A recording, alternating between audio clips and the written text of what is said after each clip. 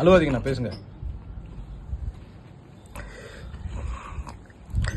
ஒரு நடிகனை, தளபதிய இந்த நாட்டு சிஎம்மாக்கின அண்ணன், தங்கச்சி, அக்கா, அப்பா, தாத்தா, நண்பா, நண்பி அத்தனை பேருக்கு கோடான கோடி வணக்கம்.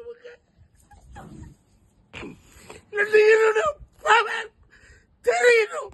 எல்லாம் 130 படம் நடிச்ச வழி ஒரு நடிகன் நான் ஆடணும். இது இன்று ஆரம்பம்.